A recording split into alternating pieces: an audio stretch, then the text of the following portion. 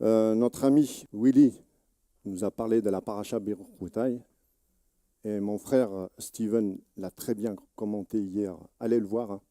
Alors nous, on a une équipe derrière qui monte des parachutes, on fait les commentaires, mais on ne peut pas vous raconter toute la paracha. Et c'est pour ça que je vous exhorte et je vous motive de voir et de liker et surtout de lire cette paracha. C'est très important. Cette paracha nous montre à quel point, en fin de compte, à suivre les commandements d'Hachem. Vous avez la malédiction et les bénédictions. On préfère les bénédictions, on est d'accord. Voilà. Mais malheureusement, il y en a qui n'écoutent pas.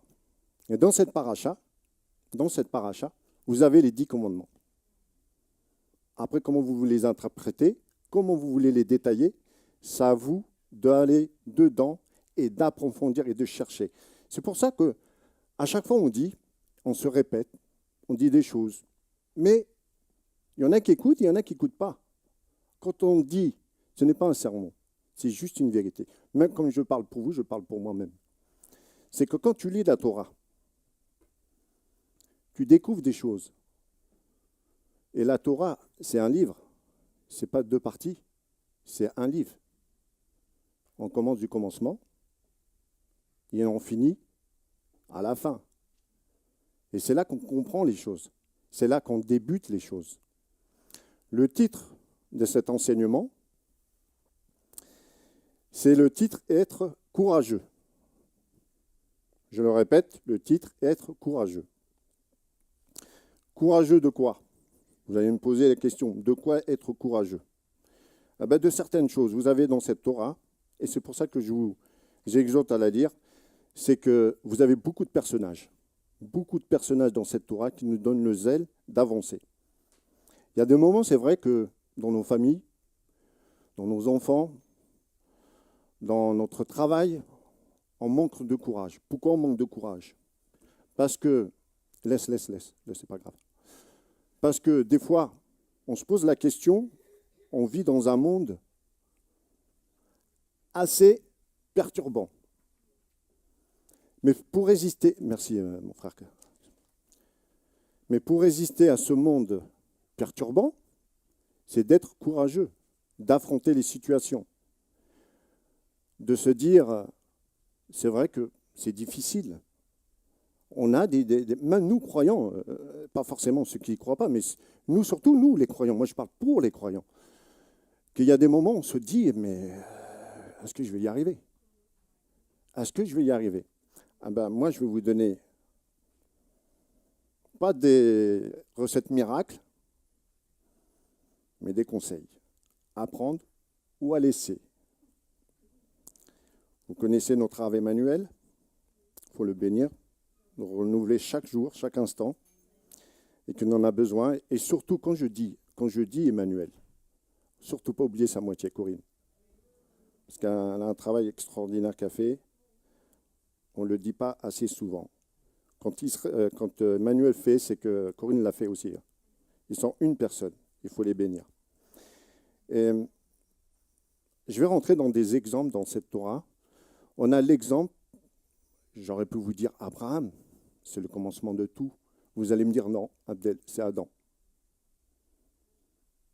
Mais la lignée de la paix, la transmission de cette paix, vous savez tous, c'est Abraham.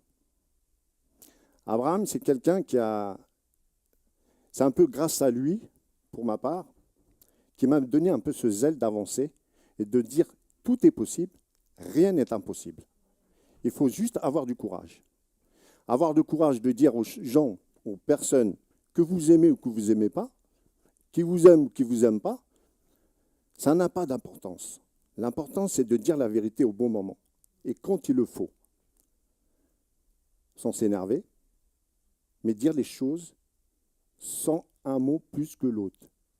Et je vais vous dire la vérité. Moi, j'ai eu des situations où tu te dis, tu es capable. Quand on a fait la rencontre du 14 avril, cette journée a été bénie.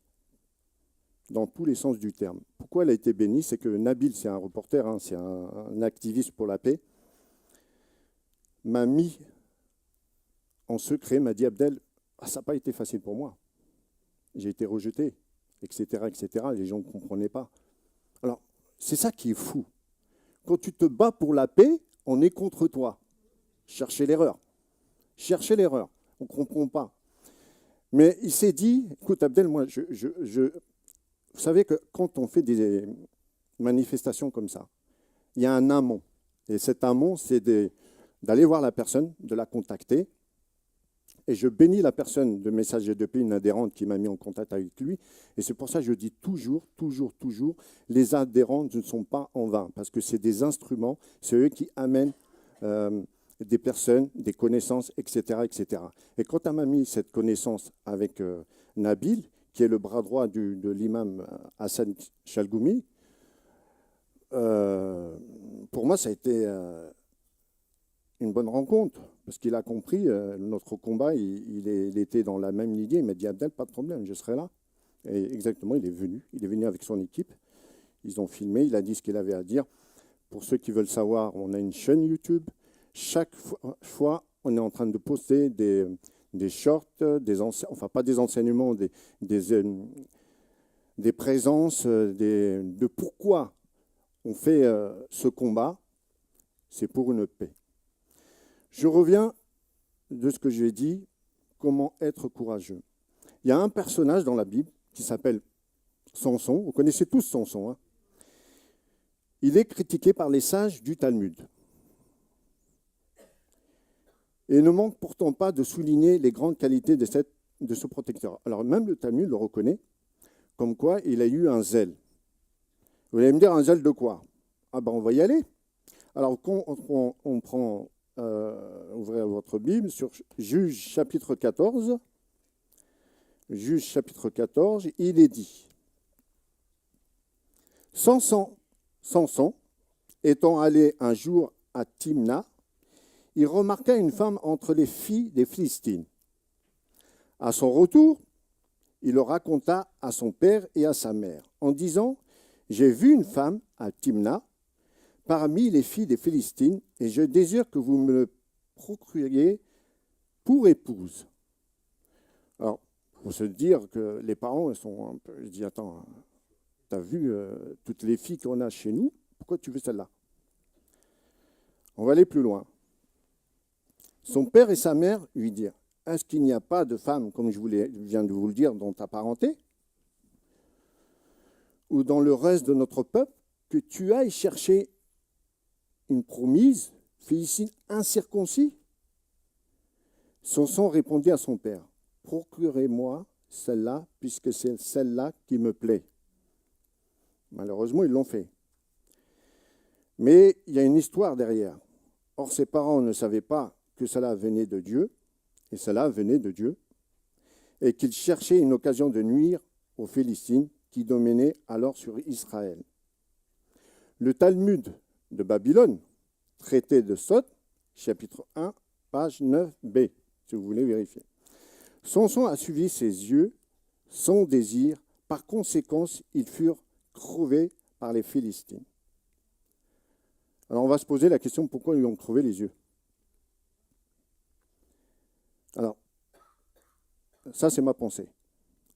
Je pense que c'était pour voir, il savait ce qu'il allait faire, mais il ne voulait pas voir le désastre qu'il allait avoir. C'est qu'il avait une maturité, il avait une connaissance que nul n'avait dans son peuple. Il était considéré comme un roi, il était considéré comme un conseiller Samson. C'était quelqu'un qui savait ce qu'il faisait. Mais il est mort pour sa patrie, mais il est mort pour une justice. Il a été courageux sur ce coup. Alors dans Rabbi Yohanan a dit, Samson a été nommé d'après le nom de Dieu, ainsi il est dit, Dieu est comme le soleil.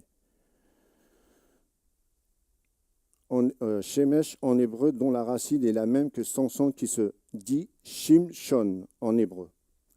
Un bouclier, etc. Son nom ne doit-il pas alors être ineffaçable, à l'instar du nom divin? Non, car il est comme le nom divin. et non par le nom divin lui-même. De la même manière que l'Éternel protège l'univers entier, son sang a protégé le peuple d'Israël dans sa génération et il le protégera jusqu'à maintenant. Alors, Deutéronome 31, 8. Deutéronome 31, 8, il y a quelques versets à vous lire. L'Éternel marcha lui-même devant toi, il sera lui-même avec toi, il ne te délaissera pas. Il ne t'abandonnera pas, n'aie pas peur et ne laisse pas t'effrayer. Ça, c'est pour certaines personnes qui manquent de confiance ou qu'ils n'ont pas de courage, c'est se dire, on voit tout ce qui se passe, les manifestations, etc., etc. Mais il ne faut pas se tromper d'ennemi. L'ennemi, c'est le mal. Les Israéliens, ils veulent vivre ils n'ont rien demandé. Les Palestiniens, ils n'en ont rien demandé non plus. Les innocents, ils sont pour rien. Ils ont le droit de vivre aussi. À un moment donné,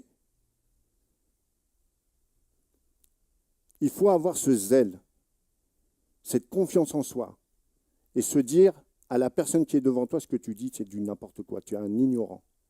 Tu ne connais rien et tu accuses pour rien. Mais j'ai eu ces situations-là, je vais vous dire que moi, je ne lâche pas l'affaire. Mais tu peux, par des mots apaisants, leur expliquer, est-ce que tu connais l'histoire? Non. Tu ne connais pas l'histoire. Tu ne peux pas parler. À savoir, pour vous donner du courage, n'ayez pas peur. N'ayez jamais peur. Parce que vous savez que Dieu est avec vous. Il ne vous lâchera pas. Il ne vous lâchera pas. Yeshua, elle l'a dit. Heureux. Et moi, je vous dis, courage. Dans 1 Josué 1, 9, on va prendre notre Torah, la Bible, et là, ça va être intéressant. 1 Josué 1, 9. 1 Josué 1, 9 nous dit, et j'arrive à l'avoir,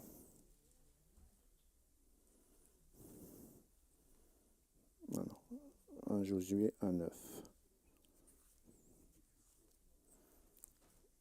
Qui c'est qui est là, il peut le lire.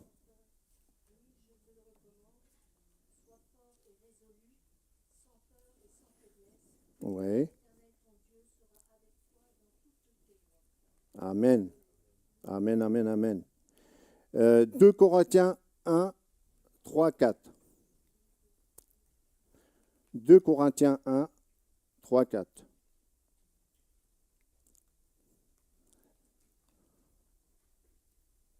« 2 Corinthiens 1, 3, chapitre 3, verset 4.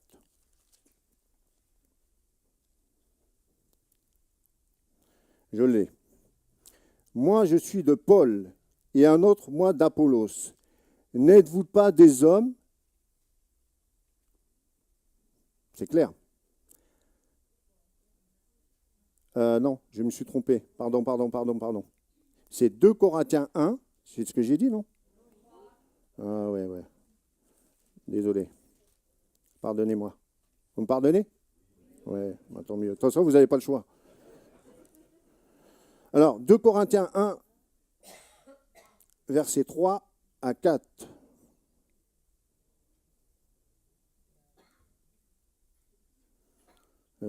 Commençons-nous de nouveau à nous recommander nous-mêmes ou avons-nous besoin, comme quelques-uns, de lettres de recommandation auprès de vous ou de votre part? Ah non, oui, je me suis trompé. Alors c'est 2 Corinthiens 1, je l'ai, de 3 à 4.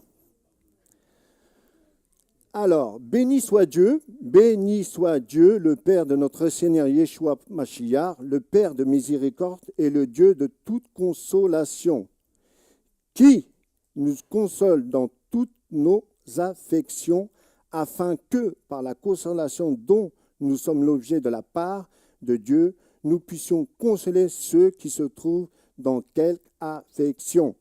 Ça veut dire, pour être clair, quand on a des sujets de prière, être avec ceux qui sont faibles, être avec ceux qui sont affaiblis et leur dire, on est avec nous, on est des sentinelles. Ça fait depuis le 7 octobre, avec mon frère Alain et d'autres personnes qui sont là et qui sont ailleurs, tous les soirs, à prier pour qu'il y ait un miracle. Il y a eu des miracles, on a vu les miracles. Et ces miracles, on les a vus parce que les prières ne sont jamais en vain, selon le temps de Dieu. Attention, selon le temps de Dieu. Ce n'est pas parce que tu vas faire une prière que tout de suite ça va exaucer. Ça ne marche pas, ça. Ça ne marche pas du tout. Et Dieu exauce selon la justice et le juste. Le juste.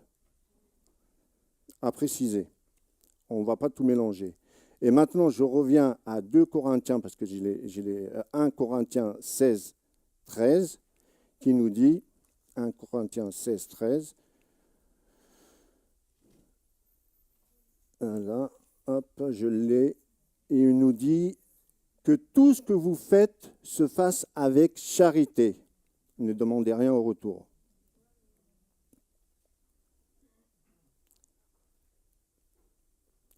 J'ai sauté un verset, c'est « Veillez, demeurez ferme dans la foi, soyez des hommes fortifiés, vous », et je peux lire le reste, que tout ce que vous faites se fasse avec charité. Alors, on va aller dans les Téhilim. J'aime bien les Téhilim.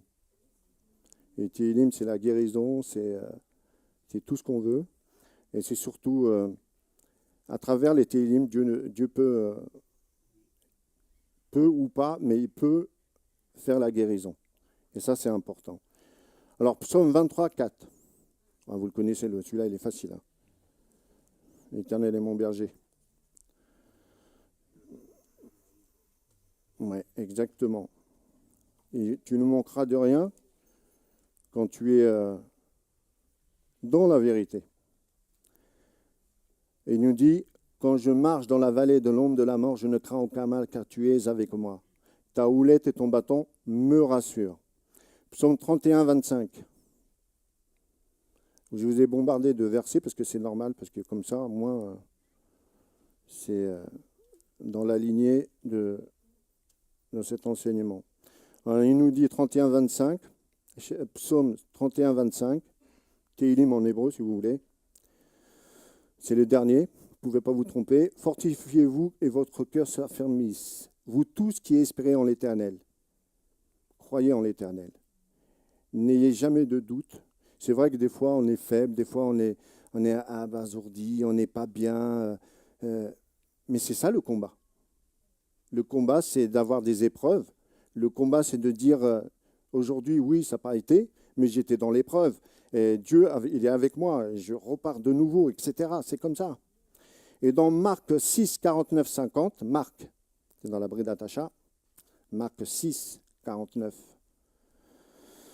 34, il nous dit, 49, 50, pardon, Marc 6, 49, 50, il est là.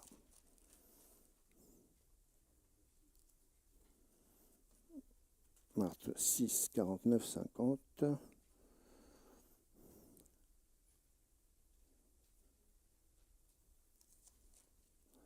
Je répète, Marc 6, 49, 50, qui nous dit « Quand ils virent marcher sur la mer, ils crurent que c'était un fantôme, et ils poussèrent des cris, car ils le voyaient tous, et ils étaient troublés. Aussitôt Yeshua leur parla et leur dit « Rassurez-vous, c'est moi, n'ayez pas peur. » Ça veut dire que Yeshua est tout le temps avec vous. Il n'y a pas de, c'est pas parce que tu as trébuché, que tu es un bobo, que ça y est, ta foi flanche. Non, il faut savoir se relever, il faut se dire, il y aura des jours meilleurs, c'est comme ça, c'est des épreuves. Je peux vous citer d'autres noms. Hein. Job, il a eu combien d'épreuves? Abraham, il a eu 10 épreuves. David, pourtant, était poursuivi par son aîné, Saül. Mais il ne l'a jamais trahi. Jamais il l'a trahi.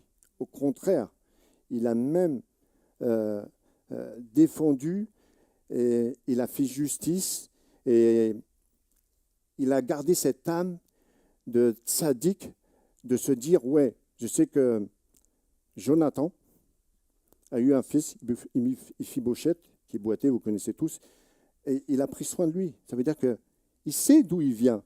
Il a eu à maintes reprises pouvait se venger à maintes reprises. Il ne l'a jamais fait parce qu'il a dit « Je ne touche pas au oint de Dieu ». Et ça, c'est important de le faire. Prendre conscience que vous avez du courage en vous. Avant toute chose, il est primordial de réaliser que vous avez du courage en vous. La plupart pensent qu'être courageux, c'est faire preuve de courage en toute situation. Le pourquoi créer le courage? Notre courage dépend du contexte, du projet dont il est question, ainsi que dans nos valeurs. Par exemple, avant la guerre, beaucoup de personnes se considéraient comme peureuses. C'est vrai, des fois, des moments où on a des craintes, ou voilà, ça peut arriver, on est des êtres humains, hein, c'est normal. Mais elle prend le courage de ses deux mains et se dire « je vais y arriver, je vais y arriver, je vais y arriver ». Tout le monde a envie d'être courageux, depuis toujours. On nous apprend qu'il est important d'être courageux dans la vie. C'est vrai, et je l'appuie dessus. Mais qu'est-ce que le courage? C'est la capacité que nous avons à faire quelque chose en dépit de la peur, parce que la plupart, quand on a peur, on est vide. On ne fait plus rien, on n'avance plus. On fait du surplace et on se pose des questions.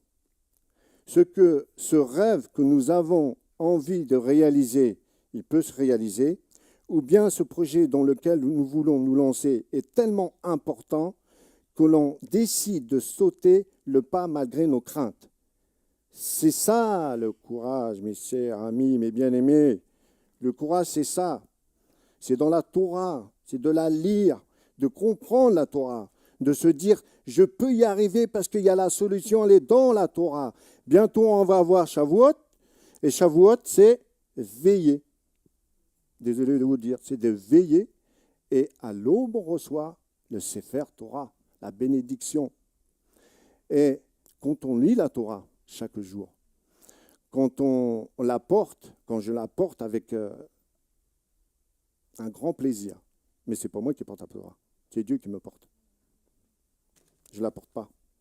Il faut savoir aussi que si jamais ça peut arriver, mais ça n'arrivera pas, que la Torah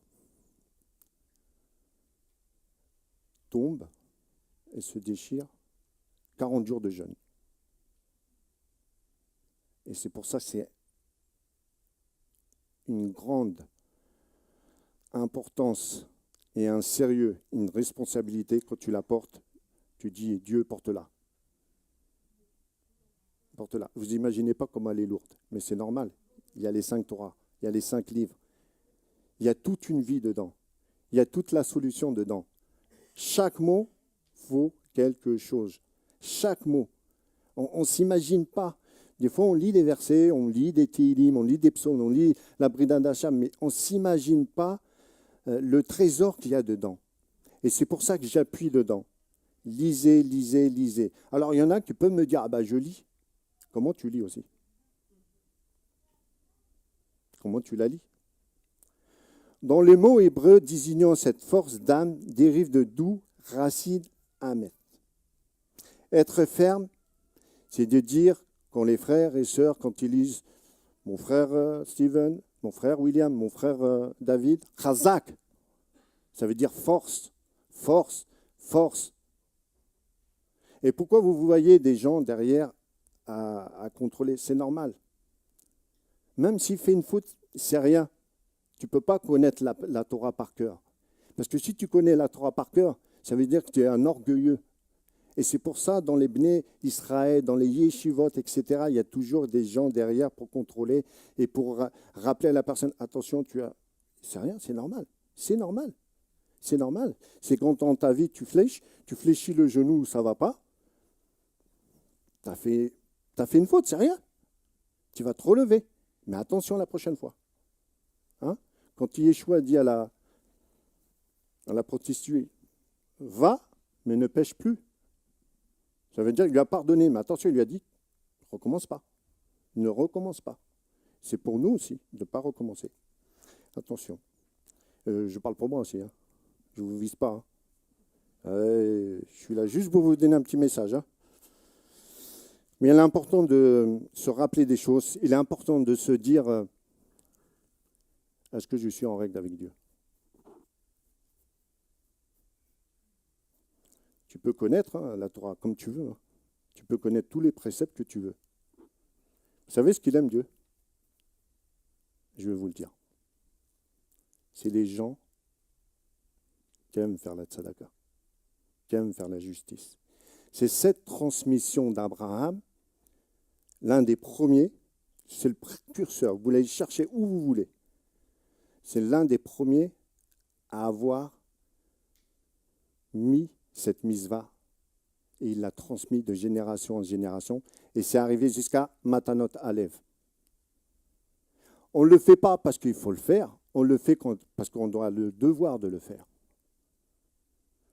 Et quand on aide, et je vous bénis pour tous ceux qui ont donné au trio Matanot Alev, TMPI, Messager de paix, vous avez sauvé des vies. On ne vous le dit pas assez, mais vous avez sauvé des vies. Jacques Elbaz, la croix David, Maron, le Palestinien qui aide. Pour ça, on dit, nous, quand on aide, on ne regarde pas l'étiquette. On regarde l'être humain. Parce que Dieu nous a dit, c'est vrai, il nous a dit de nous aimer les uns les autres. Mais il nous a dit aussi d'être courageux et de refuser l'injustice, de refuser le mal, de refuser de ce qu'on dit, la shonara, sur qui, quoi, que. On est qui pour juger? On n'est personne pour juger. Il peut arriver, ton frère fléchit, peut-être, mais tu peux le raisonner. Non, mon frère, c'est pas comme ça. Et vous, non seulement vous allez l'aider, mais il va se dire, ah merde, même si ça l'a touché, on ne va pas dire contraire, ça l'a touché. Mais quand il sera touché, il dit, le frère, il avait raison. Et il repart. Voilà, c'est comme ça. C'est ça les vrais frères et sœurs. C'est d'encourager, de relever la personne quand elle est faible. Et de motiver, de prendre des informations. Jusqu'à maintenant, vous ne savez pas, ou peut-être vous le savez, je ne sais pas. Mais moi, je reste toujours en contact avec une personne que je tiens à cœur. Bon, j'ai plein de personnes que je tiens à cœur. Ernest, Michelet, Ernest, sa femme, etc., etc. Mais Madame Casano, vous savez que Madame Casano est tombée, elle est dans un hôpital, je pense. Et je prends toujours des nouvelles, de prendre comment elle est, comment elle va. Elle s'en remet tout doucement. Heureusement que sa fille est là, enfin, etc. Plein de personnes sont là. Mais c'est important de se dire, on se pose la question. On se pose la question. Moi, je sais que Robert, quand je ne le vois pas, ça me fait mal au cœur. Je dis, oh là là, Robert n'est pas là, c'est pas normal. J'ai dit, dès que je vais rentrer, et je l'appelle. Et dès que je l'ai au téléphone, j'ai dit, alléluia, elle est là, c'est bon. Il m'a dit, non, Abdel, c'est bon, j'étais un anniversaire. Mais c'est normal, même connaître quand elle n'est pas là, etc. Des personnes, quand vous ne les voyez pas, ça fait un moment où vous ne les voyez pas. Quand même, on n'est pas des sauvages quand même. À un moment donné, ouais, tu prends des nouvelles. Ce que je vous ai dit ça, c'est dans la Torah. C'est dans les 10 commandements. Ouais. Vous savez, si on vous décortique les 10 commandements, bon, 1 heure, il n'y en aura pas assez. Hein. Mais je peux vous dire, il faudra bien... Il y en a que ça va tiquer, je vous le dis, mais c'est bien quand ça tique. Quand ça frappe, quand ça touche. Ça veut dire, lui, c'est pas lui qui parle, c'est la Torah. Moi, ce que je dis, c'est... je le prends en forme pour moi. Hein. Je sais que c'est pour moi ce que je dis, c'est pour moi. Je m'améliore. J'ai toujours des jours nouveaux. Toujours à se dire, ouais, j'ai pas été cool. Hein. J'ai pas été cool. Même à mon travail. À mon travail, ils me connaissent tous. Abdel, on t'a vu sur YouTube. Sûr, 1 400 000, ça fait un chiffre, mais c'est pas l'audimat. Moi, je m'en fous de l'audimat, moi. C'est la technique, si tu veux, c'est comme ça. On vit des jours nouveaux et des jours où c'est comme ça. Mais à travers de tout ce qui nous regarde, il faut savoir dire les choses vraies, directes, mais avec amour. Voilà. Mais il ne faut pas avoir peur de les dire. Il faut être honnête. Il faut être honnête avec soi-même déjà. Et ça, peut-être il y a des personnes, ça ne leur plaît pas, mais c'est comme ça. C'est la vérité. Et il faut savoir aussi que quand on prépare un drash ou un enseignement, c'est pas pour plaire à la personne, c'est pour faire de la prévoyance. Ou pour aider. Pour essayer d'aider. Parce qu'on n'est pas. Hein. La personne, elle est libre après. Hein. Elle fait ce qu'elle veut. Elle est libre. Mais si elle tient un conseil, elle se dit, c'est vrai que ce qu'il dit là, la Torah a dit ça, ça, ça, ça, et je mets ça en pratique, c'est vrai que, amen, amen, amen. C'est ça. Alors, où j'en étais? Bon, ça va.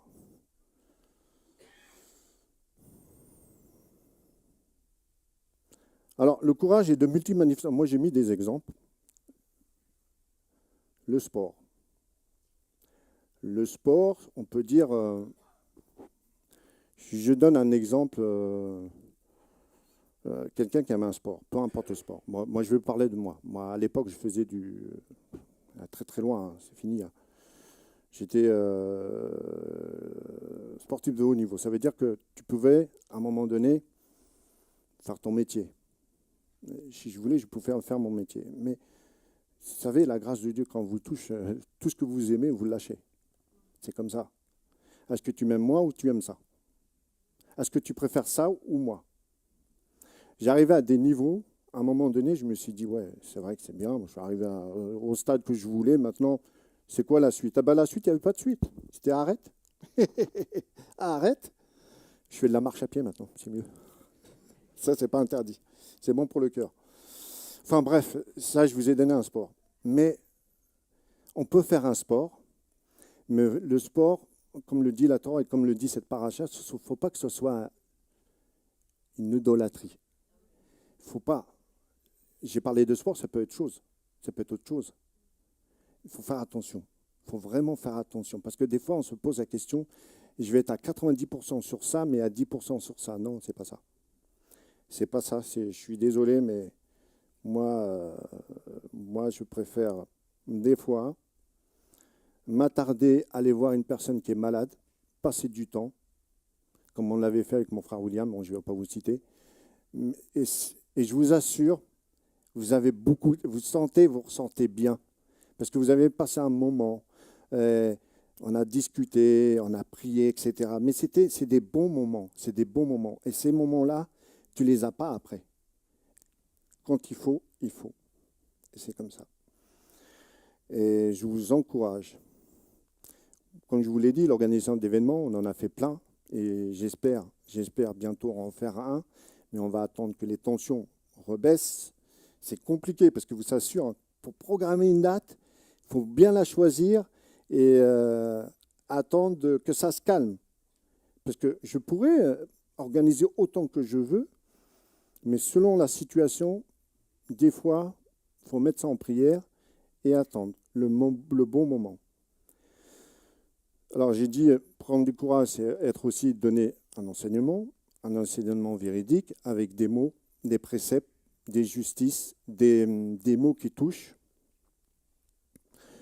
Le mot grec que nous devons traduire, le courage se trouve dans Actes 28, 15 et indique que cet état d'âme qui permet de vaincre le pour naturel est une grâce de Dieu. Yeshua intervient directement pour exhorter au courage. Matthieu 9, 2, on pourra le lire, vous pouvez le noter. Jean 16, 33. Alors Matthieu 9, 2, je vais le prendre quand même. Intéressant, Matthieu 9, 2. Alors 9, que je ne me trompe pas. Alors 9, je l'ai. Matthieu 9, 2 nous dit, « Et voici, on lui amena un paralytique couché sur un lit. Yeshua, voyant leur foi, dit au paralytique, « Prends courage, mon enfant, tes péchés sont pardonnés. » Ça veut dire que quand il dit « tes péchés sont pardonnés », comme je vous ai donné l'exemple tout à l'heure de la prostituée, ne recommence pas. Et Jean 16, 33 nous dit, Robert, tu l'as pas, toi.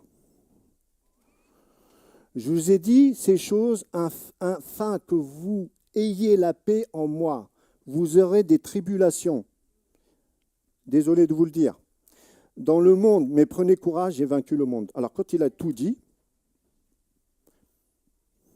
il peut y avoir autant de manifestations. Mais les ignorants, je vais vous dire une chose. Et je peux dire que ça va marcher. Priez pour ceux qui manifestent. Que Dieu les trouve dans leur sommeil. Qu'ils voient vraiment la vérité. Il n'y a que comme ça que ça peut marcher. Bon. Après, affronter la personne face à face, il faut avoir du culot. Il faut être ceinture noire. Mais Dieu ne veut pas. Non, il ne veut pas. Il dit non. Mais je vais vous dire une chose.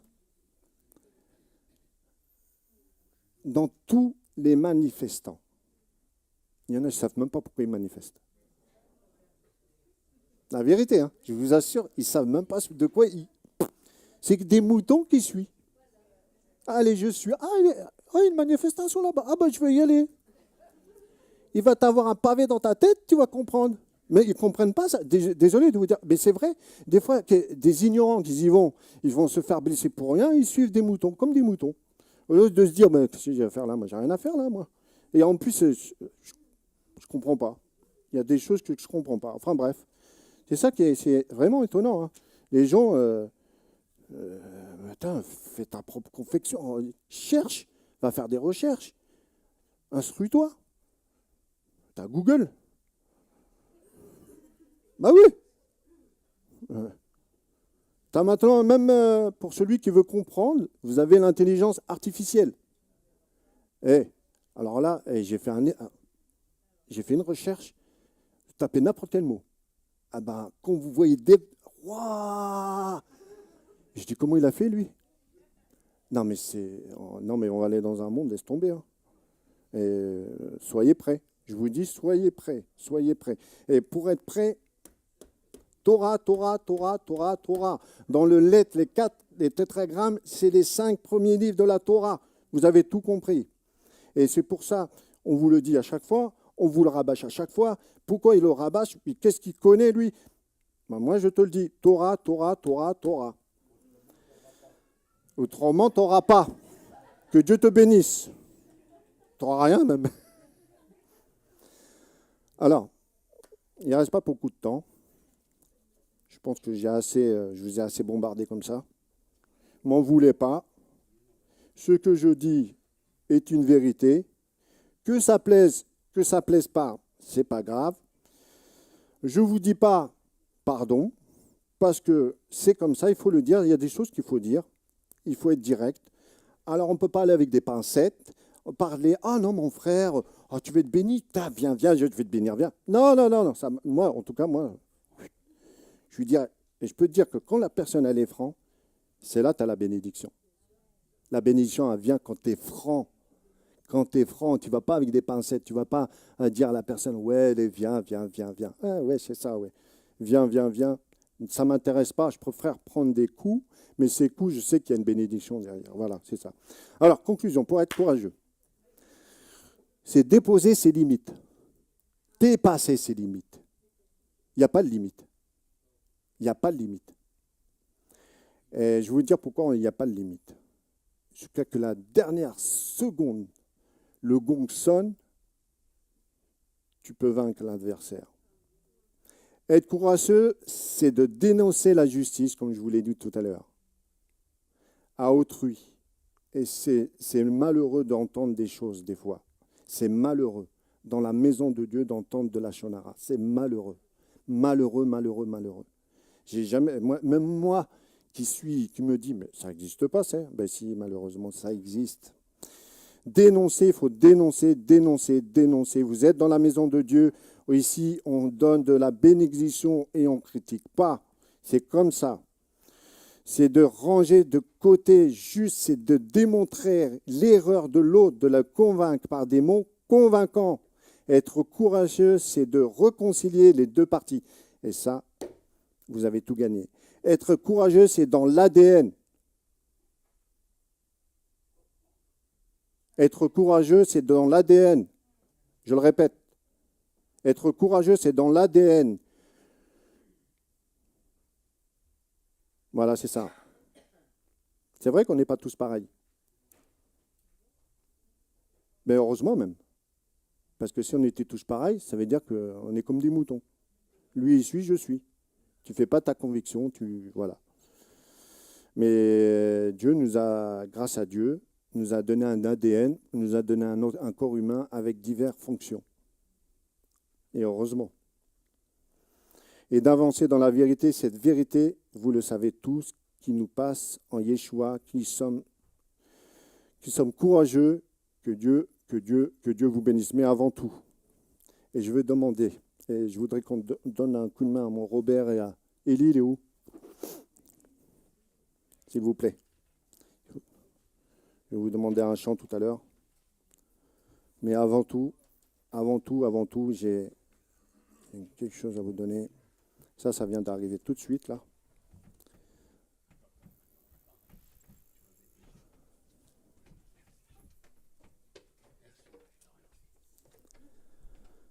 Alors, je vais essayer peut-être pas. Bon, je vous dirai quand je vais l'arrêter. Je vous donne quand même le chapitre. Et si vous voulez le lire à la maison, ça vous donnera du courage. Du courage et du courage. Alors, Matthieu 5, connaissez tous. Je vous lis juste les premiers versets. Voyons la foule, Ashrei, Amen. Voyons la foule, Yeshua monta sur la montagne et après qu'il se fut assis, ses disciples s'approchèrent de lui, puis ayant ouvert la bouche, il les enseigna et dit, courageux, moi j'ai dit heureux, heureux les pauvres en esprit, car le royaume des cieux est à eux. Heureux les affligés, qu'ils seront consolés. Heureux les débonnaires, car ils hériteront de la terre. Heureux ceux qui ont faim et soif de la justice, car ils seront terrassés. Heureux les miséricordieux, car ils obtiendront miséricorde. Heureux ceux qui ont le cœur pur, car ils verront Hachem. Heureux ceux qui procurent la paix, le shalom, car ils seront appelés fils d'Hachem. Heureux ceux qui sont persécutés, que Dieu les bénisse.